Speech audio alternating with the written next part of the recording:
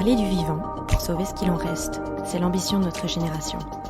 Dans ce podcast, je donne la parole aux acteurs du changement.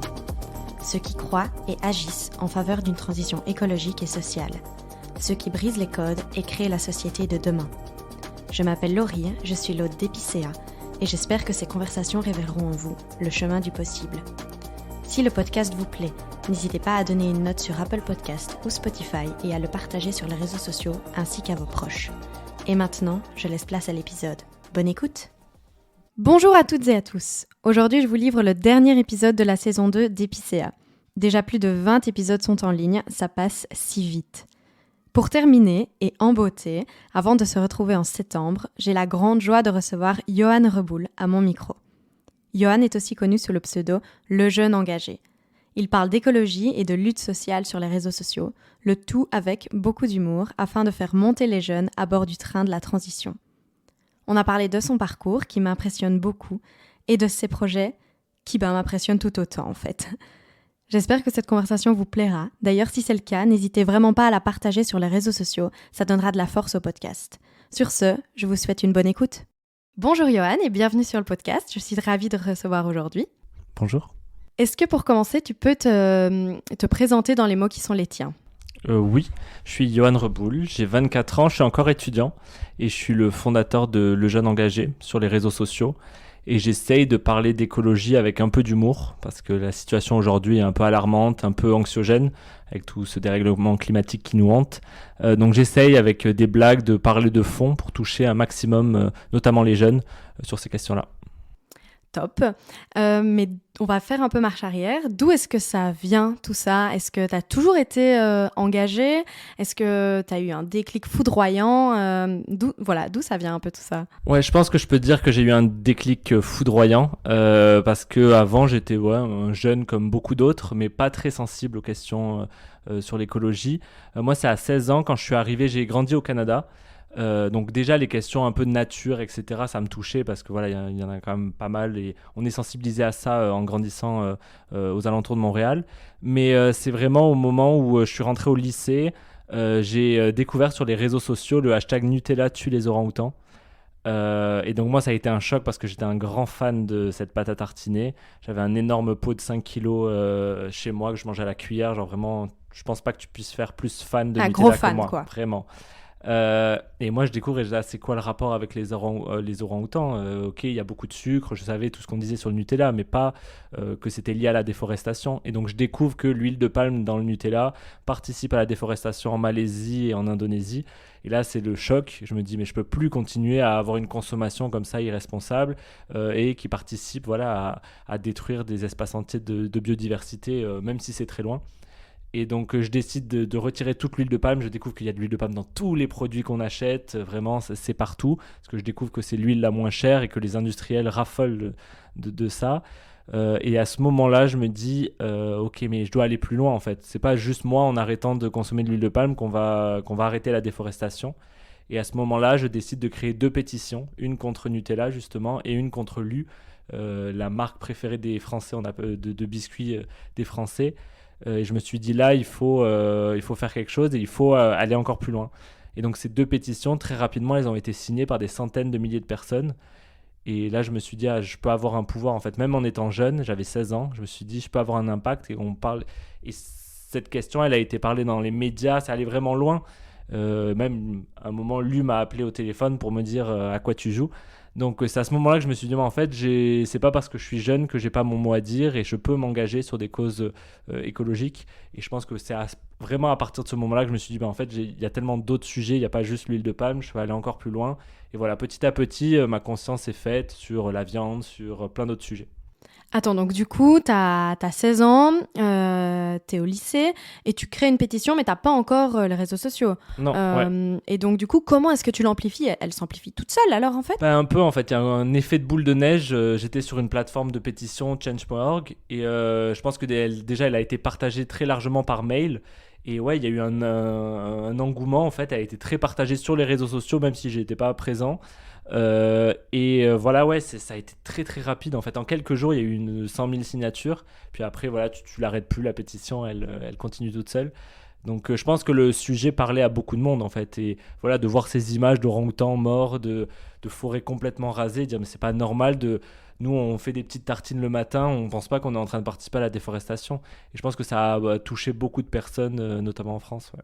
Et du coup, tu dis que les responsables de l'U t'ont appelé par rapport à ta pétition, mais déjà, ça me semble complètement dingue que des gars haut placés chez l'U se disent « Vas-y, on va appeler un lycéen de 16 ans parce qu'il a fait une pétition contre nous. » Mais du coup, raconte un peu, ça s'est passé comment ? Ouais, c'était un peu lunaire cette conversation parce que voilà, ils me contactent déjà par mail et ils me disent on aimerait discuter avec toi. Et en fait, ils me disent qu'il y aura 3 personnes de l'autre côté du téléphone, donc un responsable des échanges internationaux de Mondelez. Mondelez, c'est eux qui possèdent l'U. Une personne dans la com et un chef de je sais plus quoi. Et on voyait vraiment qu'il y avait un peu une volonté d'intimidation, dire voilà, on est 3, on connaît bien notre sujet face à un petit jeune de 16 ans qui a rien compris. Et qui on va lui faire peur comme ça il se tait. Ouais, c'est ça, et qui devrait mieux aller jouer dehors. C'est pas des histoires de petits jeunes. Et en fait, ce qu'ils savaient pas, c'est que moi j'avais beaucoup travaillé le sujet. C'était pas justement ce cliché du petit jeune qui s'énerve. J'avais vraiment bossé, j'avais même contacté des associations sur le terrain, notamment Kalawet, qui se bat pour préserver la forêt en Indonésie. Et ils m'ont dit en fait l'huile de palme durable, parce que lui dit qu'ils ont une huile de palme durable, qui ne participe pas à la déforestation, donc ils n'ont rien à voir avec toutes ces histoires. Et en fait, c'est faux. La déforestation continue et s'accélère, et l'huile de palme durable n'y peut rien si on continue d'avoir autant de production d'huile de palme. Et donc moi, j'ai commencé à dire mes arguments un à un dès qu'ils essayaient de sortir un argument. Et au final, j'ai réussi à leur clouer le bec parce qu'à la fin, ils étaient il y a plus rien à dire et ils ont un peu raccroché et on n'a plus jamais échangé alors que mes pétitions sont toujours là et qu'elles ont continué à prendre de l'ampleur. Ils ont préféré faire silence radio. Et donc là, j'ai réalisé, si j'ai accès à cette information, si je travaille bien, voilà, je peux aussi faire bouger les choses et créer des mouvements et créer des actions pour faire bouger les choses.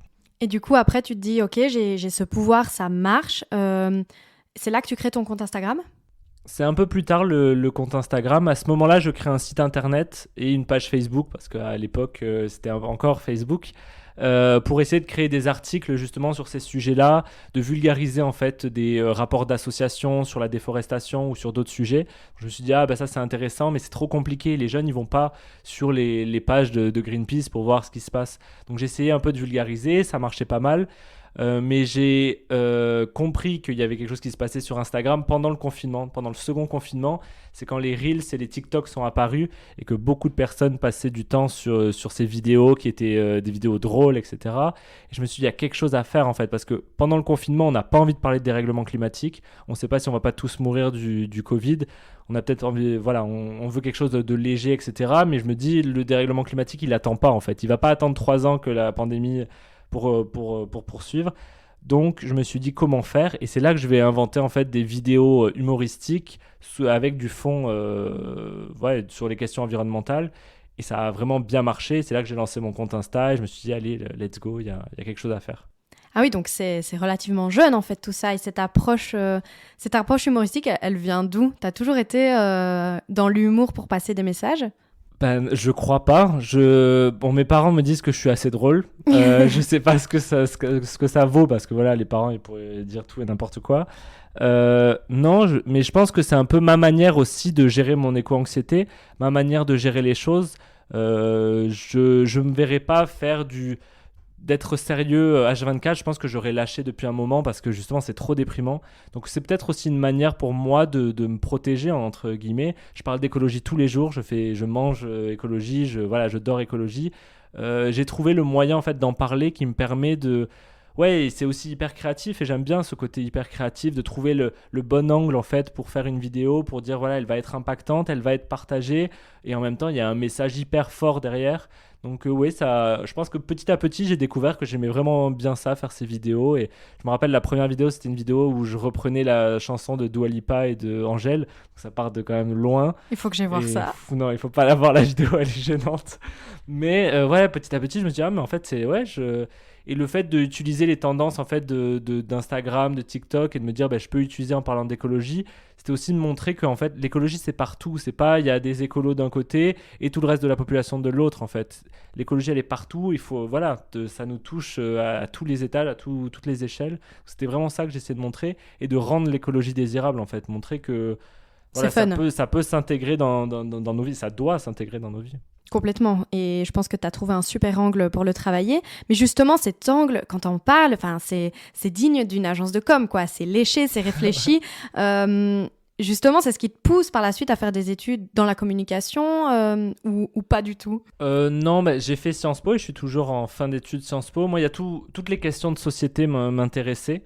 Et aujourd'hui, je pourrais pas dire ce que je vais faire dans un an encore. C'est trop large. Je sais que je vais travailler sur les questions écologiques, mais à quel niveau, je ne sais pas. J'ai envie d'être utile, en fait. J'ai envie de vraiment faire bouger les choses. Là, je vois qu'avec les réseaux sociaux, j'y arrive à faire bouger les choses à mon échelle. Mais là, j'ai réussi à avoir ce stage aux Nations Unies, qui est vraiment une belle opportunité pour voir aussi comment ça se passe niveau organisation internationale. Et c'est aussi une grosse machine avec des pour et des contre. Et c'est hyper intéressant de voir ça. Mais non, je sais pas encore niveau pour plus tard, mais pour l'instant, j'aime ce que je fais. Mais complètement, je comprends. Et au niveau des Nations Unies, justement, de ton stage, justement, il a une orientation très com. Ouais. J'imagine que ça vient aussi du fait qu'ils t'ont repéré sur les réseaux sociaux. Ouais. Et du coup, même, on va dire, ces gens-là, les puissants des Nations Unies, même eux, du coup, ils trouvent ça intéressant d'investir les réseaux sociaux pour passer des messages. Bien sûr, c'était vraiment le point, c'est pour ça qu'on m'a recruté, c'est qu'ils ont des messages hyper importants à faire passer. Il y a plein de choses qu'ils font justement pour l'environnement, ils essayent de créer l'agenda 2030, il est hyper poussé. Les objectifs de développement durable de l'ONU, c'est hyper poussé, mais en fait aujourd'hui les pays ne l'appliquent pas. Il y a un manque de communication et en fait la population en général ne s'approprie pas tous ces éléments qu'il y a déjà à disposition. Et donc en fait ils se sont dit comment améliorer la communication, et on part de très loin parce que la plupart des agences de l'ONU sont encore sur Facebook justement. C'est pas, voilà, la communication, ils sont pas au top, et donc c'était comment justement investir Instagram, comment investir TikTok, comment parler peut-être avec un peu plus d'humour tout en restant l'ONU. Je peux pas avoir le même contenu sur le jeune engagé qu'avec l'ONU, mais il y a une manière, je pense, d'approcher les choses pour toucher aussi beaucoup plus les jeunes. Parce qu'aujourd'hui, on peut parler à beaucoup de jeunes de l'ONU. Bon, voilà, c'est une entité, une organisation internationale. On ne sait pas ce qu'ils font, on ne sait pas qui c'est, ils sont où, ce qu'ils font. Alors qu'en fait, l'ONU, il est partout. L'UNICEF, c'est vraiment, c'est hyper large. Et ils font des choses quand même assez chouettes. Donc voilà, je pense qu'il y a un manque de communication. Et c'est ça qui m'a intéressé. Et après, voilà, je ne veux pas faire ça toute ma vie. Je n'ai pas envie de travailler dans la com. Je pense qu'il y a d'autres niveaux où je me sentirais plus utile. Mais pour comprendre le fonctionnement de l'ONU, je trouve que c'est pas mal comme stage. Ouais, complètement. Et je pense que ça a beaucoup de valeur pour la société, ce que tu y fais. Mais du coup, oui, tu parles de ton expertise que tu as développée dans la com. Et il n'y a pas que celle-là que tu as développée grâce à Le Jeune Engagé, parce que tu as aussi écrit un livre, il me semble. Mm-hmm. Mais comment ça se passe? En plus, tu étais super jeune quand tu as écrit ce livre. Ouais, j'avais déjà 20 ans. C'est jeune, mais je crois que pour les auteurs, de manière générale, c'est jeune. Ouais, c'est vrai, ça remonte. Là, j'ai 24 ans, donc ça fait quelques années maintenant. Mais en fait, on m'a beaucoup envoyé de messages sur les réseaux sociaux en me disant « c'est trop cool ce que tu fais, ça me motive, mais qu'est-ce que je peux faire concrètement ?» Et ce livre, ça a un peu répondu à cette question. C'est le guide du jeune engagé. Et c'est un peu le livre que j'aurais aimé avoir quand j'avais 16 ans, quand je me suis lancé. En partant donc des actions individuelles qu'on peut faire, qu'on commence à connaître. Manger moins de viande, arrêter le plastique, prendre moins l'avion, niveau mode, etc. Voilà, plein d'actions, mais pas s'arrêter là en fait. Et on voit qu'on ne peut pas s'arrêter aux actions individuelles. Et comment on peut aller plus loin au niveau collectif, au niveau de faire pression sur nos politiques, faire pression sur les entreprises. Voilà, donc un livre un peu assez global sur l'écologie pour se lancer en fait. C'était l'idée derrière ce projet. Et ça a été un peu fou cette histoire aussi, parce que voilà, je l'ai écrit ce livre de A à Z. Il y a un pote qui s'est dit moi je veux bien faire les illustrations. Il a fait toutes les illustrations aussi du livre. En fait, on a présenté aux maisons d'édition ce livre. On a dit voilà, on a envie de publier ça. Et en fait, les maisons d'édition, elles ont été hyper emballées. Il y en a plusieurs qui ont dit oui, parce qu'ils étaient, c'est fou, en fait. Ils ont 20 ans, les deux, là, ils ont écrit un livre, quoi, de A à Z. Et c'était, cette aventure, elle a été un peu folle. Donc l'idée vient de toi de base. Ouais. Tu t'es dit, vas-y, je vais écrire un livre. Ouais, en fait, ma grand-mère, elle écrit des livres. Depuis que je suis tout petit, je suis un peu baigné là-dedans. Moi, je vois ma grand-mère, voilà, comme l'autrice de romans. Et donc, je pense qu'il y avait toujours cette idée qu'un livre, c'est hyper puissant. Et puis, c'est aussi face à l'instantanéité des réseaux sociaux. Moi, je poste une vidéo, au bout d'une semaine, elle est encore sur mon profil, mais on la voit plus, quoi. Il y a tellement d'informations. Un livre, ça reste dans le temps, ça peut se passer. On l'a aimé, on le passe à son voisin, à son ami. Il y avait cette idée de garder une trace. Si on se pose, garder une trace pour que si on se pose une question, on aille voir. Est-ce que il y a aussi toute une partie dans le livre où je réponds, par exemple, aux critiques qu'on peut avoir quand on se lance dans l'écologie, les phrases qu'on a entendues, mais végétarien, tu manges des graines, ou c'est chiant. Bref, plein de questions, et de se dire comment tu peux répondre factuellement, etc. Donc voilà, c'était un peu l'idée derrière ce livre. Parce que du coup, si on fait marche arrière, donc tu commences par une prise de conscience par rapport au Nutella, donc il y a un geste relativement individuel, mais tu arrives très vite à parler justement de gestes et de mobilisation beaucoup plus collective, comme tu viens de le dire là, interpeller les gouvernements, interpeller les institutions, etc. Ouais. Mais c'est une démarche, je trouve, que les gens ont parfois du mal à faire. Soit on resterait dans l'écologie petit geste, zéro déchet, manger mieux, s'habiller mieux, ce qui est déjà très bien, évidemment. Mais pour faire le switch vers le collectif, les gens ont souvent, je trouve, plus de mal. Tu me diras ce que tu en penses. Mais surtout, je me demande comment est-ce que toi... parce que tu étais jeune, du coup, tu t'es dit, en fait, c'est très bien que moi, je ne mange pas de Nutella et que je fasse une pétition, mais en fait, il y a des puissants à targeter pour que ça bouge. Ouais. D'où ça devient, ça ? Je pense que c'est au fur et à mesure, en fait, de mon engagement. J'ai commencé par des petites actions individuelles.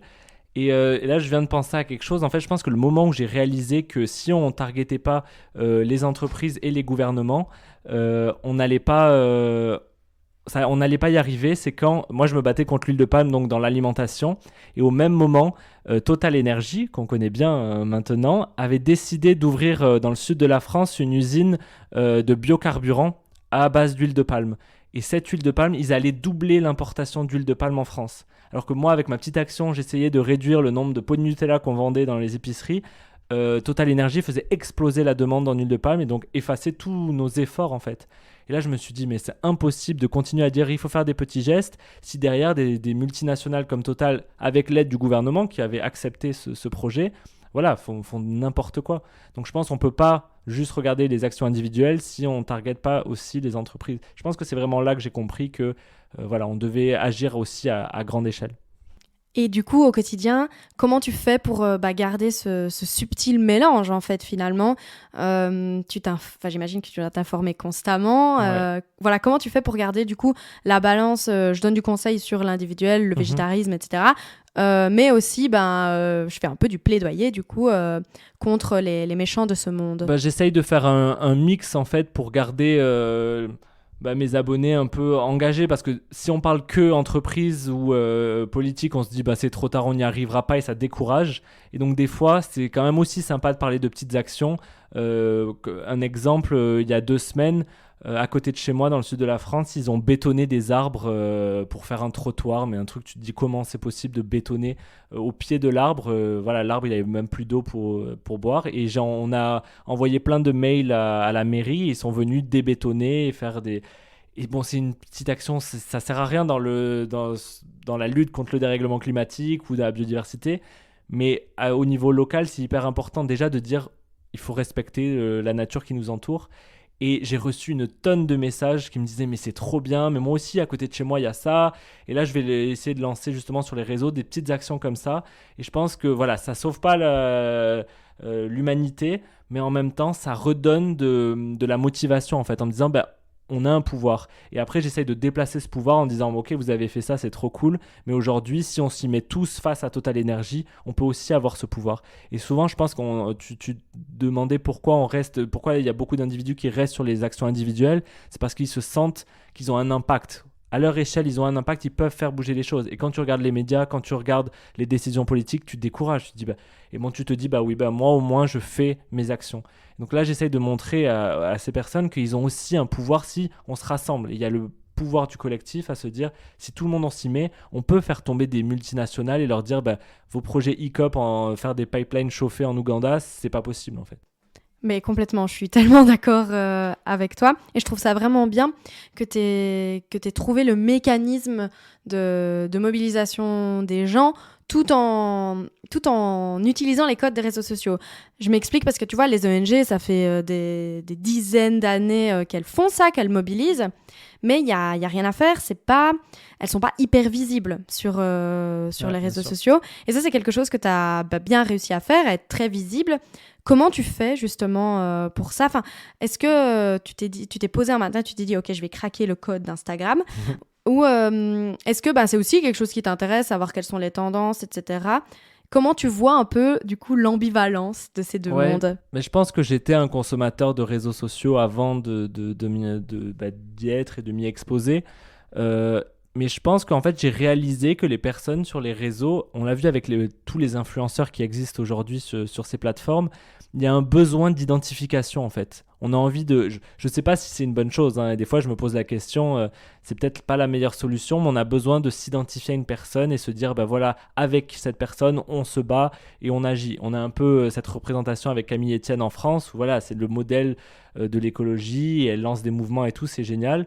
Et il y a ça aussi avec les influenceurs et les influenceuses sur les réseaux. On suit une personne parce que voilà, on l'admire, etc.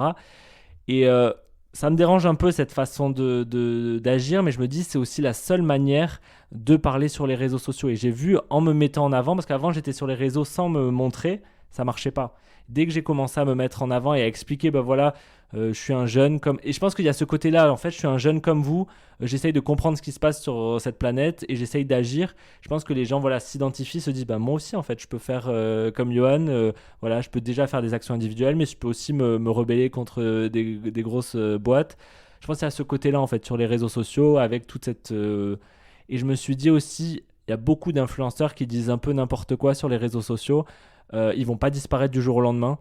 Donc est-ce que c'est pas le moment de venir sur les réseaux sociaux et d'essayer de gratter un peu d'espace pour parler de choses un peu plus intéressantes que télé-réalité, de chirurgie esthétique? Ça allait un peu loin quand même, et on a vu plein de scandales sur ces influenceurs.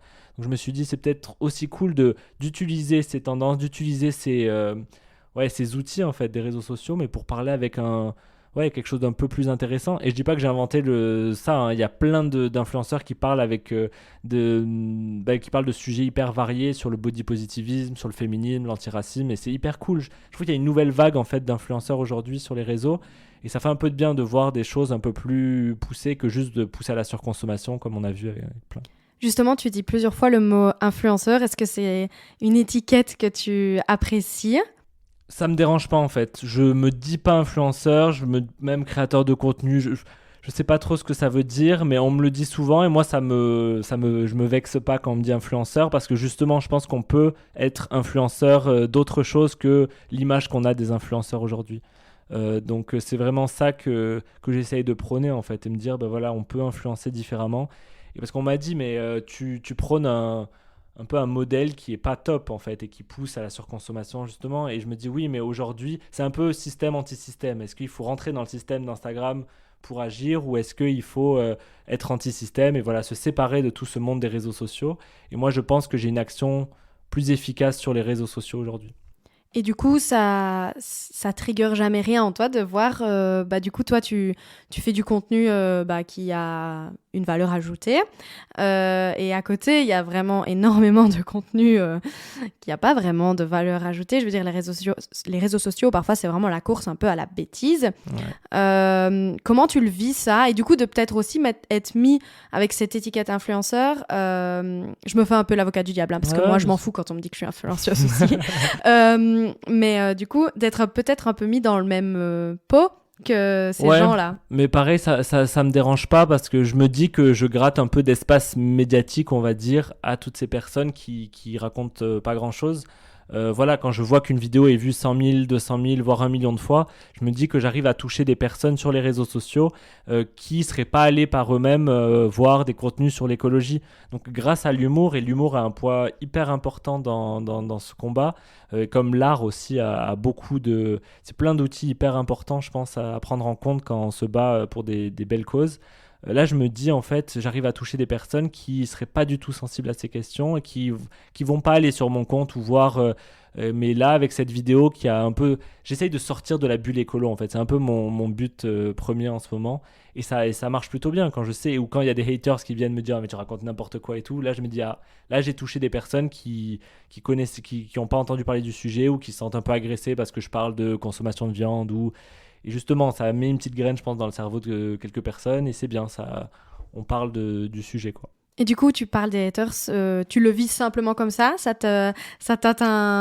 Enfin, j'admire si ça t'atteint pas vraiment. Non, mais ça ne peut pas ne pas atteindre. Je pense qu'il y a des hauts et des bas.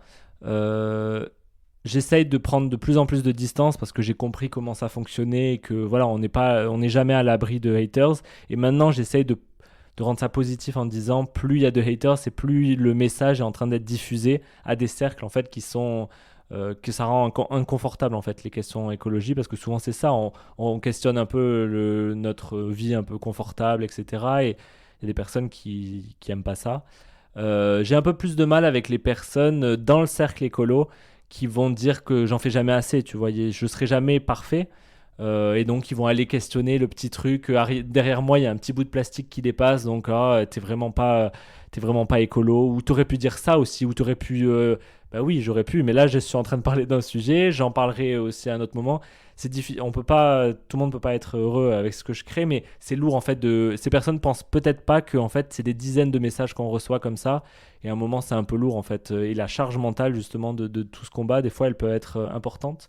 Mais j'essaye de prendre de la distance justement, je fais du contenu qui je pense est utile et moi j'aime le créer, puis après le reste ça a mon importance. Bah t'as bien raison.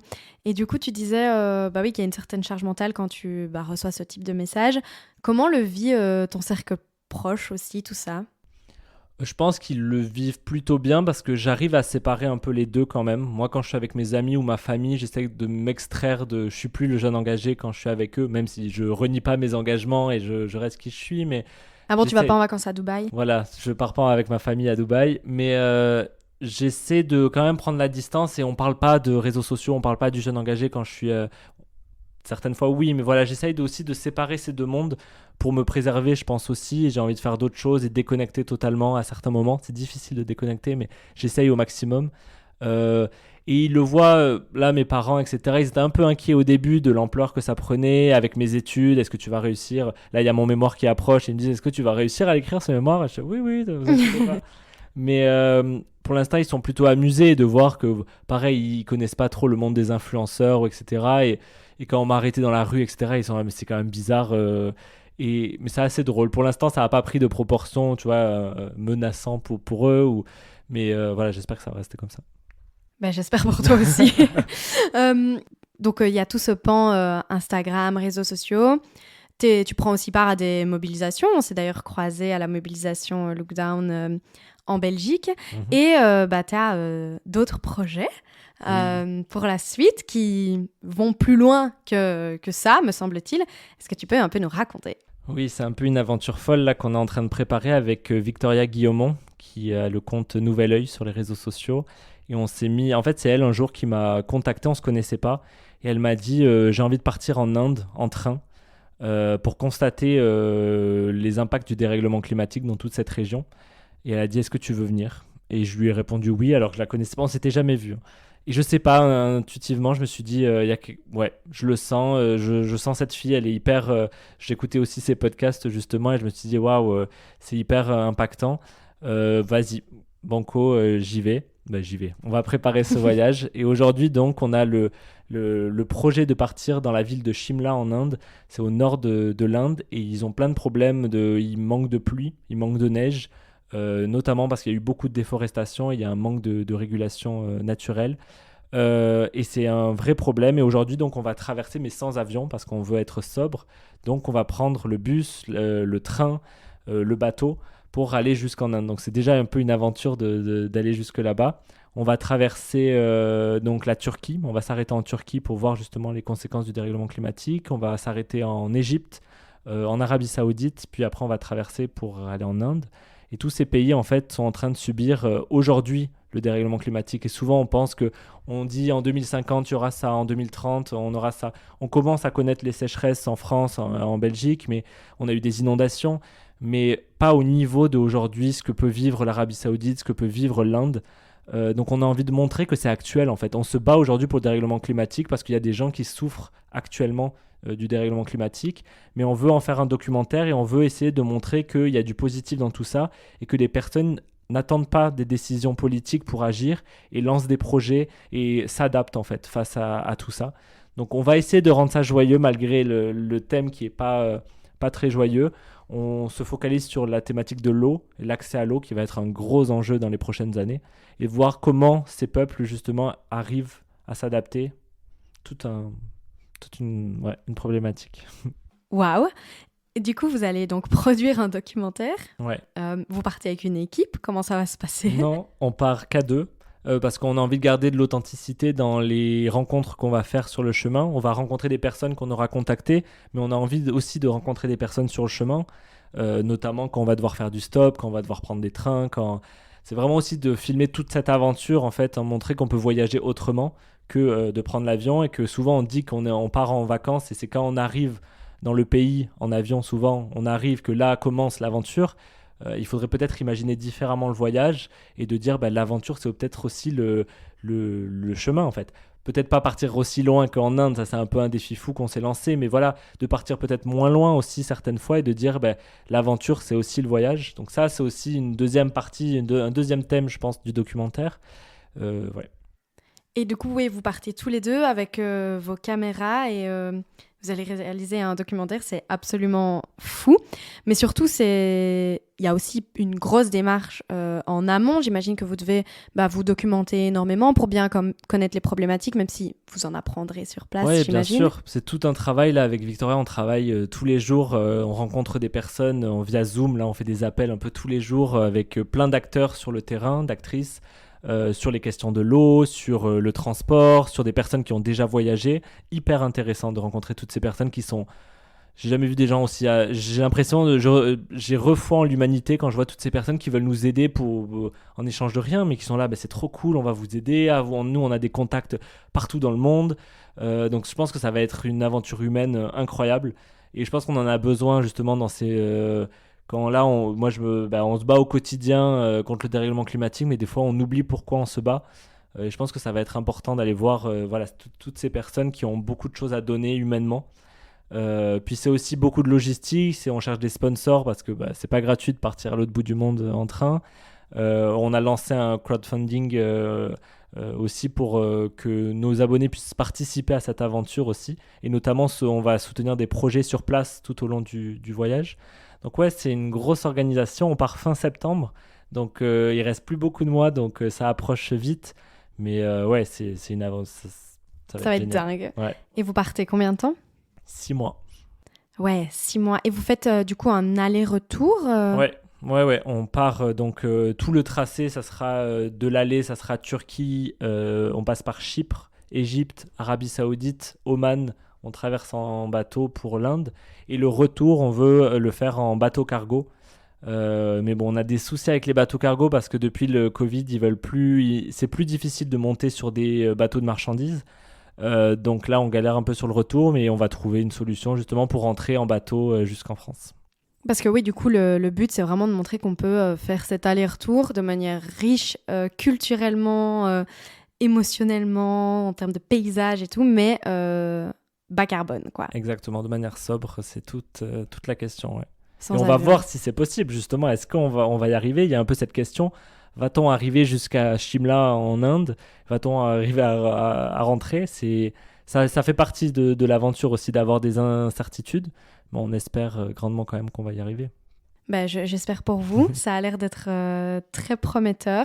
Du coup, tu parlais tout à l'heure...